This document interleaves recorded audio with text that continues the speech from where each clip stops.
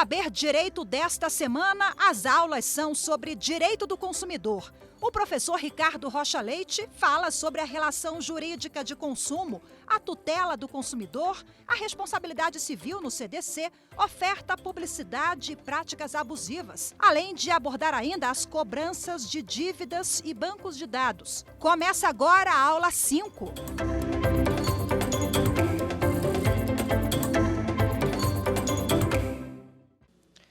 Olá, tudo bem com vocês? Espero que todas e todos estejam bem.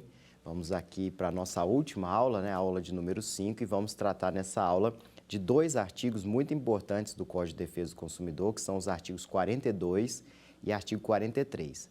O artigo 42 trata da cobrança de dívidas e o artigo 43 trata do tema relacionado aos bancos de dados. O artigo 42 do Código de Defesa do Consumidor, ele busca regulamentar a cobrança de dívidas que existem, no caso de consumidores inadimplentes.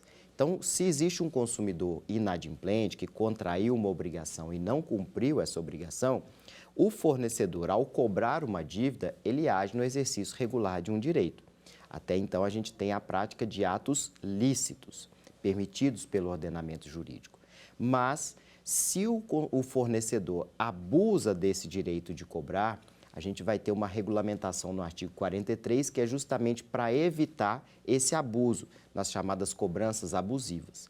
Então, o artigo 42, basicamente ali no caput do artigo 42, vai ter a regulamentação acerca da situação em que o fornecedor não pode abusar desse direito de cobrar. Ele não pode constranger o consumidor no exercício de uma cobrança, ele não pode expor o consumidor a uma cobrança vexatória. Então, o que busca o Código nesse artigo 42 é justamente estabelecer limites ao exercício do direito de cobrar. O próprio Código de Defesa do Consumidor, diante dessa situação de abuso de direito, prevê inclusive uma sanção penal, lá no artigo 41, para o fornecedor que, em determinados contextos, abusa desse direito de cobrar. Então, se um fornecedor expõe um consumidor a ridículo, a uma situação vexatória, isso gera um abuso do direito, uma cobrança que extrapola o exercício regular de um direito e é chamado de cobrança abusiva. Então, a situação é agir dentro de certos limites. A partir do momento que o fornecedor age fora desses limites, seja impondo um constrangimento, uma ameaça, uma exposição a uma situação vexatória, uma situação de ridículo, isso passa a ser um ato ilícito e, consequentemente, como ato ilícito, pode gerar para o consumidor uma indenização. Um segundo ponto que também deve ser destacado para o artigo 42 diz respeito ao parágrafo único. E o parágrafo único prevê uma situação de cobrança indevida. Então, para a gente separar, dentro do artigo 42, a gente tem duas situações. Uma de cobrança abusiva, que está prevista lá no artigo 42 caput, ou seja, aquela situação em que o fornecedor abusa do seu direito de cobrar, e isso gera a prática de um ato ilícito. E outra situação é regulamentada no artigo 42, parágrafo único, e trata da cobrança indevida. Acerca dessa cobrança indevida, a gente tem muita discussão na prática acerca da possibilidade de gerar para o consumidor uma sanção civil. Qual é essa sanção civil? A gente tem um contexto, no artigo 42, parágrafo único, em que há uma cobrança indevida, o consumidor paga por essa cobrança indevida, e isso pode gerar a ele a restituição em dobro. Então, a gente tem duas situações aqui. A primeira delas, de cobrança abusiva, que gera a prática de um ato ilícito, e o consumidor pode ser indenizado, por exemplo, uma compensação por dano moral. Já a segunda situação diz respeito à cobrança indevida.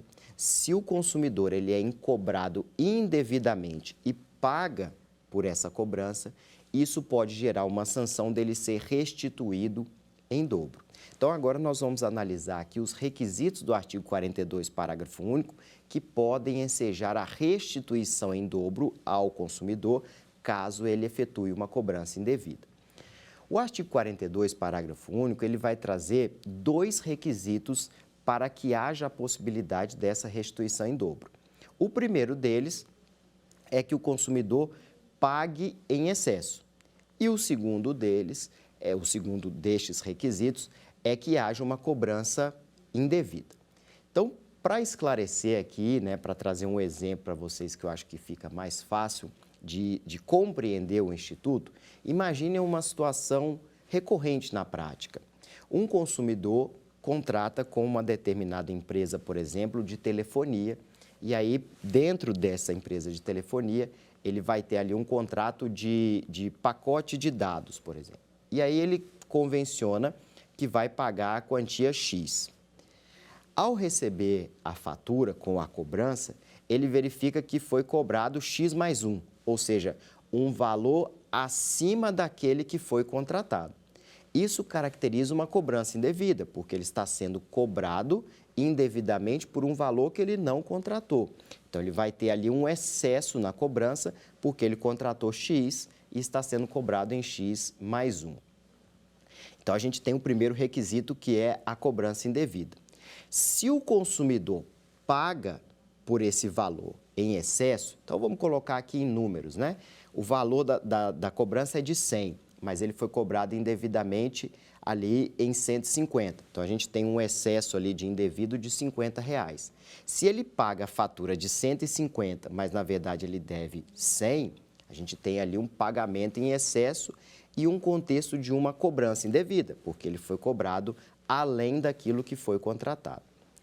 Então, o que vai acontecer? Neste contexto, o artigo 42, parágrafo único, prevê que o consumidor pode ser restituído em dobro em razão desse excesso no pagamento. Então, nesse exemplo, se ele pagou a mais 50, ele pode ser restituído nos 50, que é o valor que ele pagou em excesso, e como sanção civil, o fornecedor ser obrigado a pagar mais 50, que é exatamente a ideia do dobro daquilo que foi cobrado indevidamente e pago em excesso. Então, o que pode acontecer, né? Se o consumidor paga em excesso uma cobrança indevida, isso pode gerar a sanção da restituição em dobro. O Código de Defesa do Consumidor prevê para o fornecedor a possibilidade dele demonstrar que houve um engano justificável nessa cobrança indevida.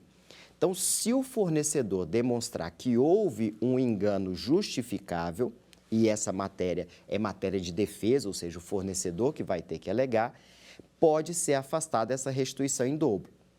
Como assim um engano justificável? Se houver um erro naquela cobrança que seja justificado por algum problema que o fornecedor consiga justificar que essa cobrança foi indevida.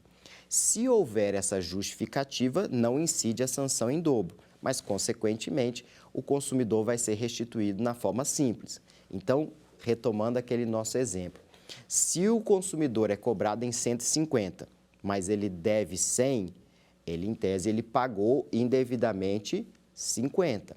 Só que se o fornecedor demonstrar que esses 50 que foi cobrado além daquilo que foi contratado decorrer de um engano justificável, o consumidor não será restituído em dobro, mas sim restituído na forma simples, ou seja, nos R$50. Então, este artigo 42, parágrafo único, ele traz uma regulamentação sobre a possibilidade de existir uma cobrança indevida e, caso haja essa cobrança indevida, o fornecedor ser sancionado numa forma de restituição em dobro quando haja a presença dos requisitos previstos em lei. Quais são os requisitos previstos em lei? Cobrança indevida e pagamento em excesso. Então, o consumidor vai ter que demonstrar, para que faça jus a essa restituição em dobro, que ele foi cobrado indevidamente e que ele pagou em excesso por essa cobrança indevida. A partir desse momento, o fornecedor, como matéria de defesa dele, ele pode alegar que houve um engano justificável. Se ficar comprovado que houve um engano justificável, a restituição não vai se dar em dobro, mas na forma simples. Por último, uma questão interessante do ponto de vista jurisprudencial é que a lei, como a gente viu, prevê esses requisitos: cobrança indevida, pagamento em excesso, com a possibilidade do fornecedor demonstrar um engano justificável. Só que o STJ, por muitos anos, a jurisprudência do Superior Tribunal de Justiça, por muitos anos, previa a necessidade de demonstração de má-fé por parte do fornecedor. Ou seja, além da necessidade de se demonstrar que houve uma cobrança indevida, além de se demonstrar que houve um pagamento em excesso, haveria necessidade de demonstração de má-fé por parte do fornecedor. Isso jurisprudência, né? Porque a gente viu que a lei não traz especificamente, expressamente, esse requisito da má-fé. Isso durou por muitos anos, por mais de uma década, esse entendimento do STJ, no sentido de que haveria necessidade da demonstração de má-fé do fornecedor. Contudo, recentemente, o STJ teve uma alteração nesse entendimento a partir de uma interpretação com base na boa-fé objetiva.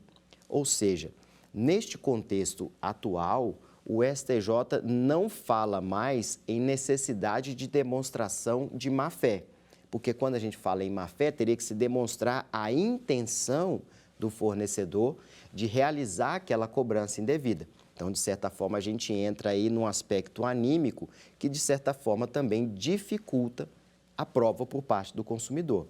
Só que esse entendimento foi alterado e o STJ, portanto, não fala mais em necessidade de demonstração de má-fé. Fala para se analisar o contexto da boa-fé objetiva, que é o contexto que deve existir nas relações negociais. Só lembrando, né, que quando a gente fala em boa-fé objetiva, a gente fala em padrão, a gente fala em padrão de comportamento, porque diferente da boa-fé subjetiva, na boa-fé subjetiva eu tenho que demonstrar intenção. Então, a construção dos negócios jurídicos hoje é muito pautada pela boa-fé objetiva, que é o padrão de comportamento. Então, se eu consigo aferir ali por um padrão de comportamento objetivamente, por isso que é padronizado, que houve uma cobrança indevida, que houve o pagamento em excesso e que o fornecedor não conseguiu demonstrar a presença de algum engano justificável, o consumidor vai ter direito à restituição em dobro. Então, esse é o entendimento atual. Caso vocês se deparem com alguma situação, algum julgado, alguma doutrina que venha tratar dessa discussão em torno da má-fé, isso realmente existiu, mas isso já não mais espelha o entendimento atual do STJ sobre o tema. Portanto, para a gente fechar esse artigo 42, quando a gente fala lá da cobrança indevida, hoje, tanto do ponto de vista legal, doutrinário e jurisprudencial, o que vai existir como requisito ou como requisitos são cobrança indevida, pagamento em excesso, com a possibilidade do fornecedor demonstrar o engano justificável. Se o fornecedor não demonstrar esse engano justificável, o consumidor terá direito a ser restituído em dobro daquilo que pagou indevidamente. Caso o fornecedor demonstre que houve um engano justificável, o consumidor será restituído, mas restituído na forma simples, ou seja, não vai haver a sanção civil da restituição em dobro, porque o fornecedor demonstrou a esse erro que a gente chama de erro excusável. Então, o artigo 42, ele vai tratar da cobrança de dívidas, seja na perspectiva da cobrança de dívidas no que diz respeito ao abuso do direito de cobrar, seja quando haja uma cobrança indevida. Abuso do direito de cobrar, aquele contexto em que o fornecedor, por alguma situação específica, expõe o consumidor a ridículo, constrange, o coloca em uma situação vexatória, o ameaça para que haja o pagamento de uma dívida. Essa é a primeira situação. A outra situação retrata o contexto das cobranças indevidas e está regulamentado lá no artigo 42, parágrafo único. A outra abordagem que a gente vai trazer aqui diz respeito ao artigo 43, que trata dos chamados bancos de dados. Hoje em dia, né, a gente tem uma Lei Geral de Proteção de Dados, que decorreu muito, né, da Lei Geral de Proteção de Dados da Comunidade Europeia. A gente trouxe muita coisa para o Brasil. Essa lei já está em vigor, a chamada LGPD, que trata dos chamados dados, né? Os dados, como a gente sabe, estão relacionados em alguns pontos à intimidade, à privacidade. Então, tem que haver uma regulamentação dessa utilização desses dados. Então, a gente tem hoje uma Lei Geral de Proteção de Dados. Mas antes dessa lei, a gente já tinha, na regulamentação da relação de consumo, algum tratamento ou algumas disposições sobre esses dados. A gente tem, portanto, no Código de Defesa do Consumidor e a gente tem também fora, como legislação extravagante, a chamada Lei do Cadastro Positivo. Quando o Código de Defesa do Consumidor busca regulamentar esses bancos de dados, ele vai tratar basicamente de duas situações. A primeira situação é a chamada de arquivos de consumo. Como que são formados esses arquivos de consumo? Eles são formados a partir do momento em que o consumidor voluntariamente fornece os seus dados. Então, isso constitui uma base, né, ou são chamados de arquivos de consumo, em que o fornecedor irá utilizar esses arquivos para fins de análise de mercado, né? Ou seja, o consumidor ali voluntariamente, ele dispõe desses dados. Isso acontece muito quando a gente faz cadastro, né? Então, a gente vamos ali fazer um cadastro para efetuar uma compra ou vamos fazer um cadastro em um aplicativo para ter desconto. O que o fornecedor está fazendo ali é montando um cadastro de consumidores. Esse cadastro de consumidores tem que decorrer de dados voluntariamente passados pelo consumidor. Então, este é o primeiro ponto. Isso é lícito? Sim, desde que voluntariamente disponibilizado pelo consumidor. É uma prática muito comum, né, do fornecedor pedir ali um cadastro daquele consumidor e quando a gente faz esse cadastro, nós estamos ali trazendo dados, né? Dados relativos ao nosso endereço, dados relativos ao nosso telefone, à nossa profissão, são dados. E esses dados são, em regra, voluntariamente passados e vão montar uma base de dados ali dos fornecedores. Para que esses fornecedores vão utilizar isso? Eles vão utilizar para fins de análise de mercado e para fins de análise de consumo, né? Qual é o perfil de consumo daquele consumidor. Então, com uma situação que é recorrente, é quando a gente faz um cadastro em um aplicativo, por exemplo, para ter desconto, e com base nesses dados eles vão ter acesso às nossas compras e com isso eles vão traçando o nosso perfil de consumo. Não é à toa que vários produtos que nós adquirimos vão aparecer ali, eventualmente nesses aplicativos com descontos e com formas diferenciadas de pagamento, porque nosso perfil de consumo está sendo tratado, está sendo mapeado. Essa é uma forma de se armazenar dados de consumidores por meio desse cadastro. Uma outra forma de se armazenar dados de consumidores diz respeito aos dados de consumidores inadimplentes. Isso também é uma prática que a gente conhece e são utilizadas algumas terminologias, né? Negativado. São contextos, quando eu digo que um consumidor está negativado, o que eu estou querendo dizer?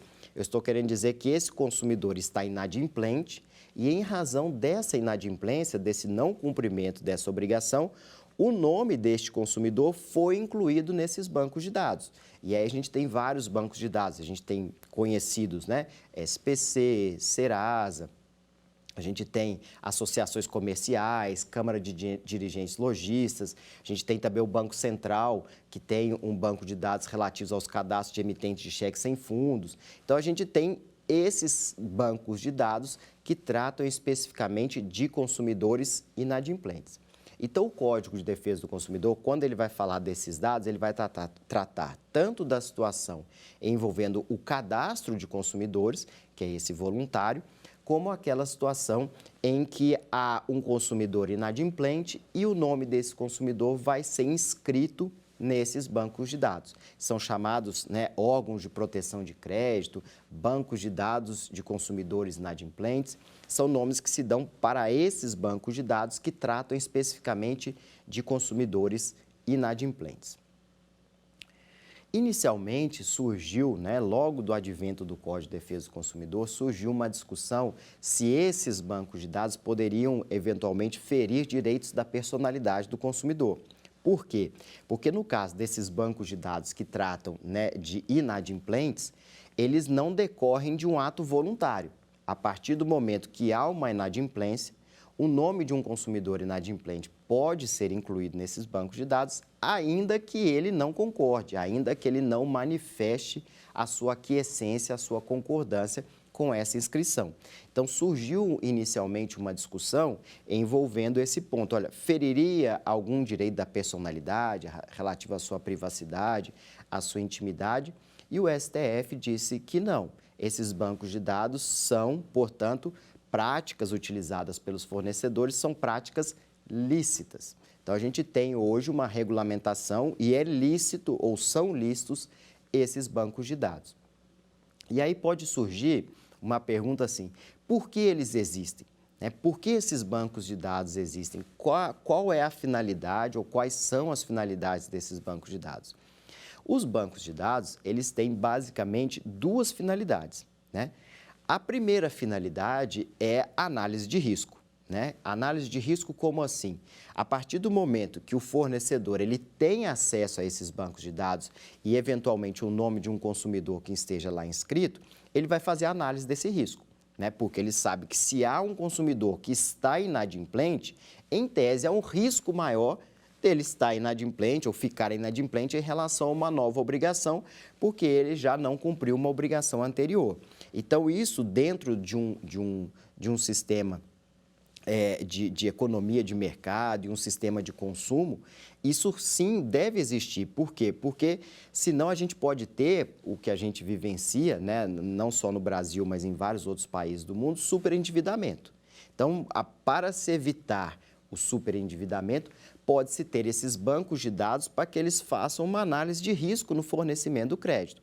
Inclusive, a gente tem uma lei, né, que é a lei de 2021, que trata do superendividamento. Inclusive, vai se falar no fornecimento de crédito responsável, né? Uma política pública que deve ser implementada é o fornecimento de crédito responsável. Porque se eu forneço crédito para um consumidor que já está em uma situação de inadimplemento, isso pode fomentar o seu superendividamento. E o superendividamento, do ponto de vista individual, não é bom para o consumidor e do ponto de vista social também não, porque uma população superendividada, ela vai gerar aí, não só para os que estão superendividados, mas também para aqueles que estão adimplentes, aumento de juros e aumento de outros encargos em decorrência do alto inadimplemento. Então, uma população superendividada, ela é ruim em um aspecto individual do superendividado e também de um aspecto social, porque o fornecedor, diante de uma situação de inadimplemento, a tendência dentro, né, do padrão de comportamento dos fornecedores é aumentar a incidência de encargos, dentre eles os juros. Então, isso não é bom como política econômica e isso não é bom socialmente falando.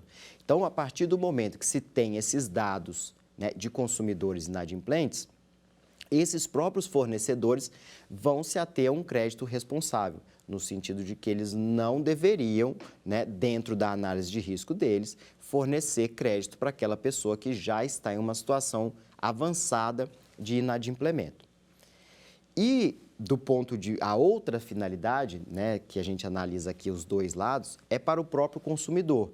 Porque a partir do momento que um consumidor ele tem o seu nome incluído nesses bancos de dados, isso vai gerar o que a gente chama de restrição de crédito para ele. Porque a partir do momento que o fornecedor faz uma análise de risco, ele já vai ter dificuldade de obter crédito no mercado de consumo. Então, também serve para frear, né, um eventual superendividamento do consumidor, porque ele passa a ter dificuldade de obtenção de crédito no mercado de consumo. Então, a gente tem esse sistema de banco de dados justamente para regulamentar essa situação de fornecimento de crédito. Porque a partir do momento que eu trabalho com um crédito, eu tenho que pensar que esse crédito ele deve ser fornecido de forma responsável, a ponto de não gerar uma situação de superendividamento como a gente vivencia hoje, né? No Brasil, a gente tem uma população, isso é importante a gente colocar aqui, muito endividada. Só que o endividamento ele é diferente do superendividamento. O que é o endividamento? O endividamento é aquela pessoa que tem dívidas vincendas.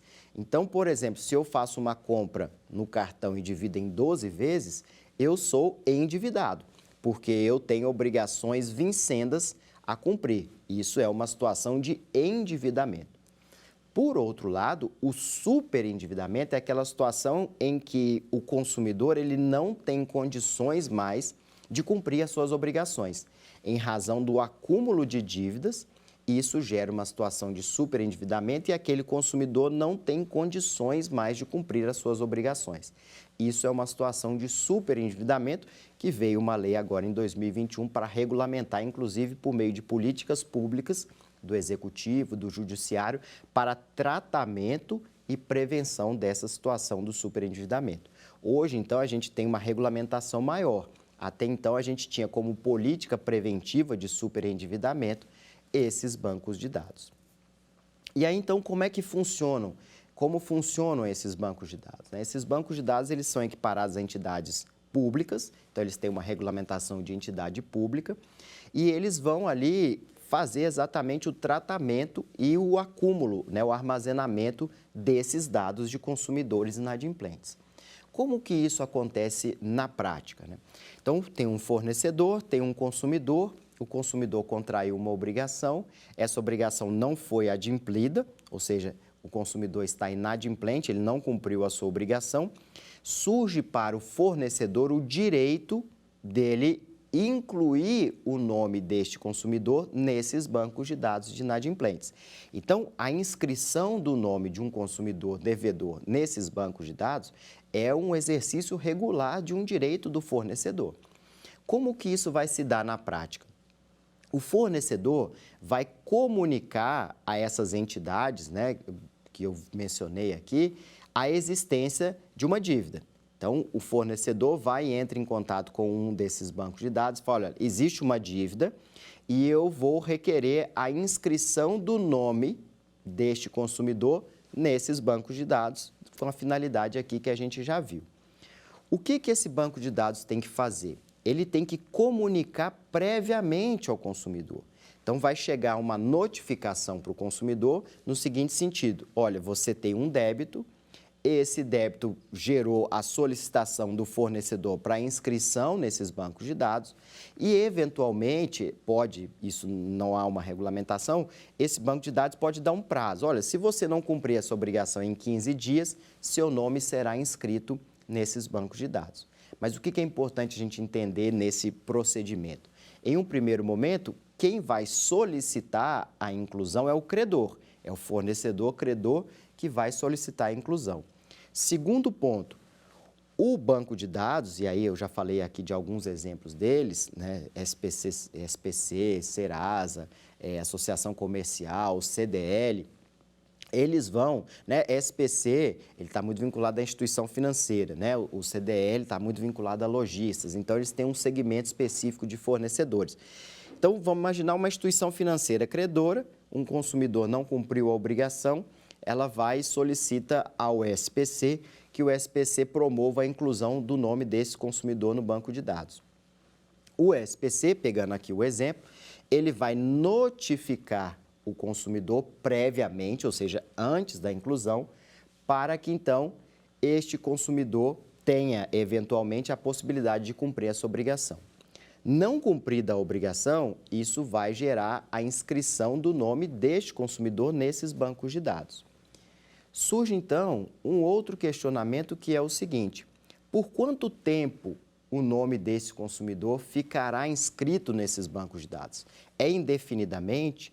Não, não é indefinido. A gente tem uma previsão legal e tem um entendimento do STJ de que o tempo máximo de inscrição do nome de um consumidor nesses bancos de dados é de 5 anos. Então, mesmo que ele não pague, o nome dele não pode ficar mais do que 5 anos. Logicamente que a dívida ainda pode, caso não esteja prescrita, ainda pode ser cobrada, mas a partir do momento em que se completa 5 anos, o nome desse consumidor não pode mais ficar inscrito nesse banco de dados, ainda que ele não cumpra a obrigação. Então, prazo máximo de 5 anos. E se o consumidor paga essa dívida, durante esse período de 5 anos? Se o consumidor paga essa dívida nesses 5 anos, o que vai acontecer é que o credor tem que comunicar a esse banco de dados do pagamento para que haja a exclusão do nome do consumidor. Então, pode acontecer de ocorrer, né, um pagamento voluntário dentro desse período de 5 anos. Então, o credor vai comunicar esse banco de dados e esse banco de dados vai ter que promover a exclusão do nome deste consumidor. Então, isso é possível. Um outro ponto que também gera muita discussão envolvendo esses bancos de dados é eventuais inscrições indevidas ou manutenções indevidas do nome de consumidores nesses bancos de dados. Então, eu estou falando de situação em que houve uma inscrição indevida ou uma manutenção indevida. Uma situação que acontece, infelizmente, com uma certa frequência, é inscrição indevida de nome de consumidor nesses bancos de dados. Vou colocar uma situação para exemplificar que acontece na prática. Uma pessoa de má fé obtém alguns dados de um consumidor, seja porque essa pessoa perdeu um documento, seja porque ela teve acesso aos dados deste consumidor e realiza um contrato. Vamos colocar aqui uma instituição financeira. Então, eu vou ter um terceiro ali de má fé, obtém os dados de um consumidor sem o conhecimento dele e celebra um contrato com uma instituição financeira. Como essa pessoa está de má fé, ela não vai fornecer o endereço daquele consumidor, né? Porque a gente viu que tem que haver uma comunicação prévia e se a comunicação prévia for endereçada para o endereço do consumidor, ele vai ter ciência dessa possibilidade de uma inscrição indevida. Só que essa pessoa de má fé, ela coloca um outro endereço que não está vinculado àquele consumidor e, com isso, ela começa a contrair obrigações. Ela começa a celebrar contratos com vários fornecedores e não cumpre a obrigação. O que esse fornecedor vai fazer, né? Ou pode fazer? Ele pode, então, solicitar a inclusão do nome deste consumidor. Só que qual que é o problema aqui? O nome que está lá no contrato não é efetivamente a pessoa que contratou, porque a gente tem ali uma situação de estelionato ou uma pessoa de má fé que está utilizando o nome indevidamente de uma pessoa. Então, aquela pessoa que não contratou, eventualmente vai buscar um crédito no mercado de consumo e é surpreendida com essa situação de ter ali um apontamento, de ter uma inclusão do seu nome nos bancos de dados sem que ela tenha contratado. Então, essa é uma situação de inscrição indevida. E essa inscrição indevida, segundo a jurisprudência do STJ, gera o chamado dano moral in re ipsa, que é aquele dano moral presumido, ou seja, a pessoa vai obter ali uma compensação por danos morais. Então, a inscrição indevida, em regra, ela gera para o consumidor que teve o seu nome indevidamente inscrito nesses bancos de dados uma situação de dano moral. Uma outra situação que também pode ensejar dano moral é a situação em que o consumidor está com o nome inscrito nos bancos de dados, só que ele paga a dívida. E a partir do momento que ele paga a dívida, ele tem o direito de que o seu nome seja excluído desses bancos de dados. Inclusive, a gente vai ver aqui que uma súmula fala que o prazo é de 5 dias úteis. Ou seja, pagou a dívida, o credor tem que, no prazo de 5 dias úteis, comunicar ao banco de dados e o banco de dados excluir o nome desse consumidor no prazo de 5 dias úteis. Se não exclui, nesse prazo de 5 dias úteis, gera uma manutenção indevida, né? E como essa manutenção ela é indevida, também pode gerar uma compensação por danos morais. Por que gera uma compensação por danos morais? Porque a partir do momento que você tem um nome inscrito em um banco de dados sem que você tenha solicitado e sem que isso seja devido, isso viola a sua privacidade, viola a sua honra. Uma pessoa que tem o nome negativado indevidamente teve a sua honra violada, teve a sua privacidade, a sua intimidade violada e, por isso, é possível a compensação por danos morais. Então, essa é a situação, esse é o procedimento. A partir do momento que há inclusão, prazo máximo de 5 anos. Se o consumidor paga durante esses 5 anos, ele tem o direito de exclusão, né? E essa exclusão tem que se dar no prazo de 5 dias úteis. Nesse tempo, né, que a gente tem de vigência do Código de Defesa do Consumidor, e a gente sabe que o Código é de 1990, nós tivemos muitas súmulas do STJ, tratando dessa temática dos bancos de dados. Então, é importante que vocês saibam, né? Quando a gente fala em súmula, a gente fala no entendimento que é consolidado ali, inclusive gera um precedente vinculante. Então, a gente tem aí ao menos 4, 5 súmulas que são muito importantes acerca de banco de dados, que tratam de certas situações que o código não traz ali especificamente, não traz expressamente. Um dos primeiros entendimentos do STJ sobre a questão envolvendo a notificação é o seguinte: como eu disse para vocês, essa notificação tem que ser prévia. Então, a instituição financeira, por exemplo, comunica ao banco de dados acerca da existência de um débito e esse banco de dados tem que notificar previamente o consumidor antes de efetuar a inscrição. Essa notificação não tem uma regulamentação de como ela deve se dar. Então, qual que é a finalidade? A finalidade é muito simples, que o consumidor tenha ciência de que se ele não cumprir a obrigação num prazo X, o nome dele vai ser incluído, vai ser inscrito nesse banco de dados. O STJ tem um entendimento, está lá na súmula 404, que essa notificação, se ela for por correios, por exemplo, não precisa de aviso de recebimento. Então, se for uma notificação por correios, vai bastar ali a comprovação de que houve o envio da correspondência, mas não necessariamente que tenha havido um aviso de recebimento. A gente sabe que no aviso de recebimento há a identificação do destinatário, né? A identificação do recebedor daquela correspondência. Mas, segundo o entendimento do STJ, a gente tem ali uma dispensa que essa notificação se dê com aviso de recebimento. Basta, portanto, demonstrar que o consumidor foi notificado previamente, ainda que essa notificação não tenha um aviso de recebimento acerca dessa correspondência.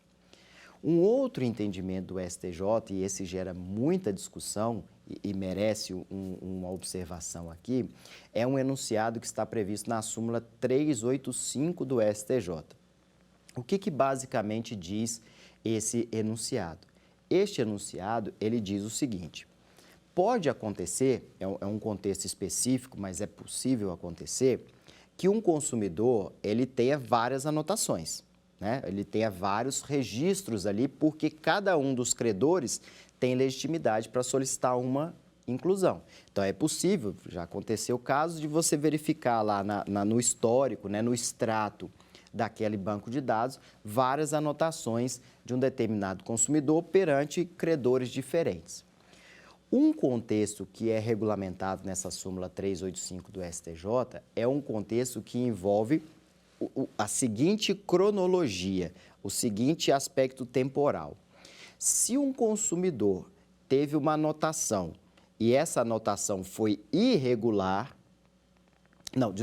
se essa anotação foi regular, ou seja, uma anotação legítima, vamos colocar aqui no tempo, né? Nós estamos aqui em 2022. Então, se um consumidor teve uma anotação legítima, ou seja, realmente ele estava inadimplente, ele não cumpriu a obrigação e pelo fato de não ter cumprido a obrigação, o nome dele foi inscrito nesses bancos de dados. Então, se ele teve uma anotação no início de 2022 e essa anotação é legítima, ainda que posteriormente ele tenha uma anotação irregular, ilegítima, indevida, ele não terá direito a danos morais.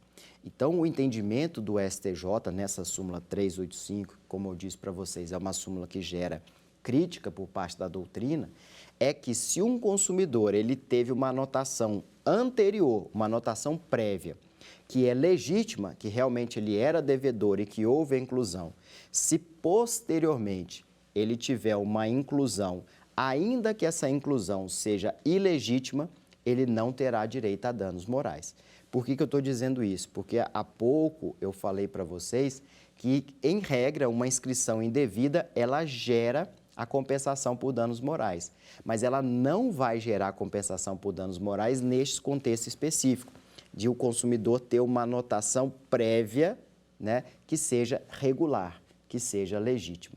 Então, em regra, ele tem direito à compensação por dano moral se a inscrição for indevida, salvo nessa hipótese da súmula 385 do STJ. Então, a gente tem essa questão. Uma outra questão que também gera uma discussão é o seguinte: se houver uma inscrição indevida ou se houver uma manutenção indevida, e eu disse para vocês aqui que, em regra, isso gera uma compensação por dano moral. Quem será responsabilizado por isso? O credor que solicitou a inclusão, o banco de dados que promoveu a inclusão ou ambos? A gente tem um entendimento, que é o entendimento que segue a regra do Código de Defesa do Consumidor, é que haveria uma responsabilidade, ou há, na verdade, né, uma responsabilidade solidária. Ou seja, ambos serão solidariamente, serão conjuntamente responsáveis por essa indenização, por essa compensação por dano moral. Então, se há uma inscrição indevida, se há uma manutenção indevida que vai gerar ao consumidor uma possibilidade de indenização, o entendimento que se tem é que essa indenização pode ser buscada tanto do credor como do banco de dados, ou ainda, se o consumidor assim preferir, promover uma ação, promover uma demanda contra ambos, porque há aí uma solidariedade. Então, esta ideia da solidariedade é uma ideia que é extraída da interpretação do próprio código. A gente tem também a lei do cadastro positivo, que traz uma regulamentação acerca dessa responsabilidade solidária. Aproveitando aqui, a gente viu que há, né, um cadastro que a gente chama de cadastro negativo, que é esse do artigo 43 do Código de Defesa do Consumidor, que trata da situação de consumidores inadimplentes, mas a gente tem no Brasil também a regulamentação do chamado cadastro positivo. E o que seria o cadastro positivo? O cadastro positivo seria um cadastro de consumidores bons pagadores, ou seja, aqueles consumidores que são reconhecidos no mercado de consumo como bons pagadores, como cumpridores das suas obrigações. E qual é a finalidade desse crédito positivo? É incentivar, é fomentar essa prática de cumprimento da obrigação de adimplemento e fornecer vantagens ao consumidor adimplente, como, por exemplo, melhores taxas de juros. Isso decorre de um cadastro positivo. Então, a gente tem uma regulamentação de cadastro negativo no Código de Defesa do Consumidor, mas a gente tem uma lei que é chamada Lei do Cadastro Positivo, que trata da situação oposta, né, daquele consumidor que é reconhecido no mercado de consumo como bom pagador, e aí se fomenta, se incentiva por meio de juros menores e outras práticas comerciais que estimulem o bom cumprimento da obrigação pelo consumidor. Então, é importante que a gente saiba que também existe um cadastro positivo, né? Apesar de a gente conhecer mais os chamados cadastros negativos, a gente tem também no Brasil uma regulamentação do cadastro positivo. E aí é uma prática também que deve ser, né, reconhecida, porque deve-se privilegiar o bom pagador, né? Ao mesmo tempo em que o mau pagador ele vai ter ali uma restrição de risco, pode-se fornecer crédito com mais segurança ao bom pagador, isso em tese, né, estimulando ali algumas práticas comerciais e reconhecendo, né, a sua adimplência no mercado de consumo. Então, quando a gente fala em banco de dados, é importante a gente lembrar desses 3 pontos. A gente tem tanto o ponto de vista dos chamados cadastros de consumidores, que são aqueles dados que os consumidores voluntariamente disponibilizam aos fornecedores. A gente tem uma regulamentação dos cadastros, vamos colocar assim, negativos ou cadastros de consumidores inadimplentes. Nesse caso, independe de vontade do consumidor, ele vai ter esse nome incluído caso esteja numa situação de inadimplemento, e o Código de Defesa do Consumidor traz uma regulamentação sobre isso. E ainda a gente tem no ordenamento jurídico brasileiro a figura do cadastro positivo, que é justamente aquele cadastro de consumidores que estão em situação de adimplência. O que eu queria mostrar para vocês aqui, eu fiz menção à existência de algumas súmulas, e eu queria deixar aqui destacado para vocês quais são essas súmulas. Eu fiz menção a 2, né, que é a súmula 404 do STJ, que diz o seguinte: é dispensável o aviso de recebimento na comunicação ao consumidor sobre a negativação de seu nome em bancos de dados e cadastros. Ou seja, o consumidor tem que ser previamente notificado, mas não necessariamente essa notificação tem que se dar por aviso de recebimento.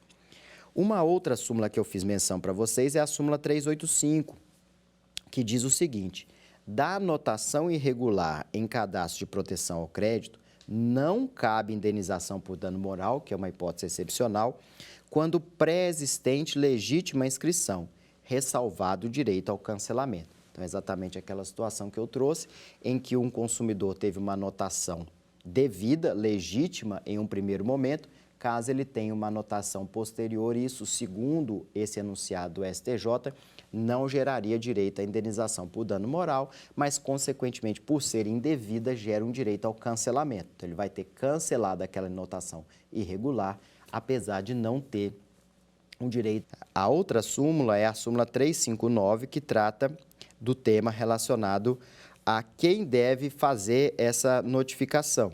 E a súmula diz: cabe ao órgão mantenedor do cadastro de proteção ao crédito a notificação do devedor antes de proceder à inscrição.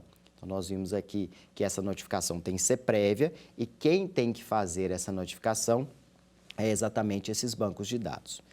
Há ainda a súmula 323 do STJ, que diz: a inscrição do nome do devedor pode ser mantida no serviço de proteção ao crédito até o prazo máximo de 5 anos, que a gente também já falou aqui, que é o prazo máximo de manutenção, ainda que não haja o adimplemento, independentemente da prescrição da execução.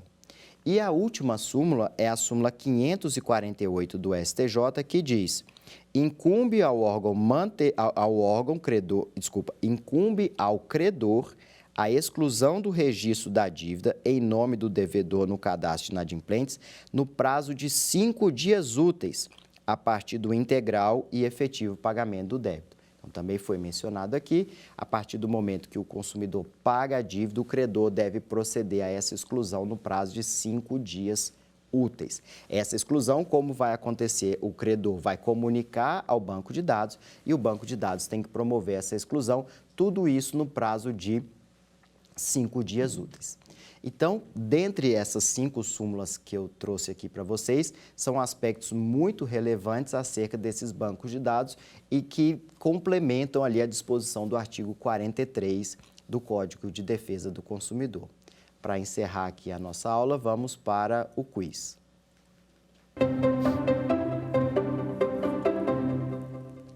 A primeira pergunta diz o seguinte: segundo o Código de Defesa do Consumidor, para que haja restituição em dobro em favor do consumidor, item A, não necessita que o consumidor demonstre que pagou em excesso. B, o consumidor tem que demonstrar engano justificável do fornecedor. C, o consumidor deve demonstrar que houve a cobrança indevida e que pagou em excesso. E D, o consumidor deve demonstrar má-fé do fornecedor. Dentro daquilo que a gente abordou em sala, a resposta correta, o item correto, é o item C. O consumidor deve demonstrar que houve a cobrança indevida e que pagou em excesso. O engano justificável fica a critério do fornecedor, como eu havia dito para vocês, é uma matéria de defesa. O consumidor deve demonstrar que pagou em excesso, ou seja, além de que tenha havido uma cobrança indevida, ele deve demonstrar que pagou em excesso. E aqui a gente viu, um entendimento do STJ que tem prevalecido, é que não há mais necessidade dessa demonstração de má-fé por parte do fornecedor, mas sim uma análise com base na boa-fé objetiva, portanto, é o item C. Vamos para a próxima. Sobre os bancos de dados e cadastros de consumidores, assinale a opção correta segundo o Código de Defesa do Consumidor e o entendimento do Superior Tribunal de Justiça. Item A. Os bancos de dados são considerados entidades de caráter privado. Letra B. O consumidor deve ser comunicado por meio de aviso de recebimento sobre a negativação de seu nome em banco de dados. C. Caso haja o pagamento, cabe ao credor excluir o registro da dívida no cadastro de inadimplentes.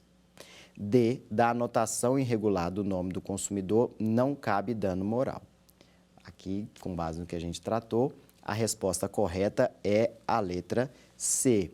Caso haja o pagamento, cabe ao credor excluir o registro da dívida no cadastro de inadimplentes, segundo o entendimento simulado do STJ, no prazo de 5 dias úteis.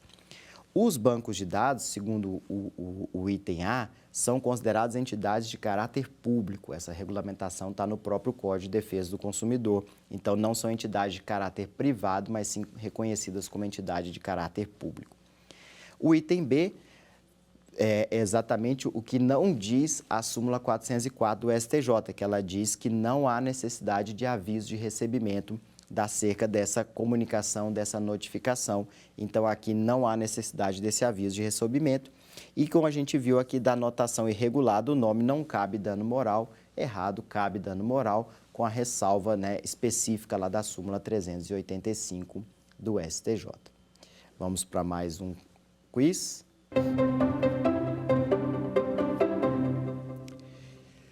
A notificação do devedor antes da inscrição no cadastro de inadimplentes deve ser feita pelo Banco Central, pela União Federal, pelo credor da dívida ou pelo órgão mantenedor do cadastro de proteção ao crédito. Gente, do que a gente viu aqui, a resposta correta é o item D de dado. Quem faz a inscrição são esses órgãos mantenedores do cadastro de proteção ao crédito, que a gente viu aqui alguns exemplos, né? São os bancos de dados, armazenam os dados de consumidores inadimplentes. Não é o credor da dívida, porque o credor da dívida comunica ao mantenedor acerca da existência da dívida e o mantenedor que vai notificar o consumidor previamente e se ele não cumprir a obrigação, aí sim haverá a inscrição. Então, o item correto é a letra D. Então, nessa aula de hoje foram abordados os artigos 42 e 43 do Código de Defesa do Consumidor. Tratamos aqui dos principais pontos relativos à cobrança de dívidas, sendo que a cobrança de dívidas ela tem uma dupla regulamentação.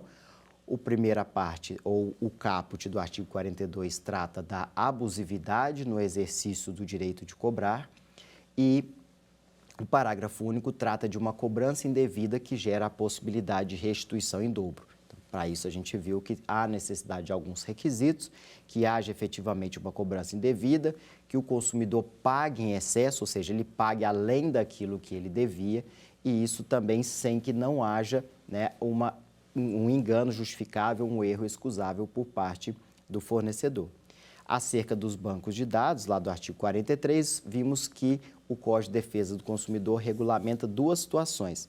Os cadastros de consumidores, que são aqueles dados voluntariamente repassados pelo consumidor ou pelos consumidores aos fornecedores, e os bancos de dados, que são aqueles que tratam de uma situação específica, que é aquele do consumidor inadimplente, que vai ter o seu nome incluído, sem que haja manifestação de vontade dele, para essas finalidades que a gente viu, né? Não tratar ou prevenir o superendividamento, fazer uma análise de risco, restringir crédito do consumidor no mercado de consumo. Então, esses bancos de dados têm essas finalidades.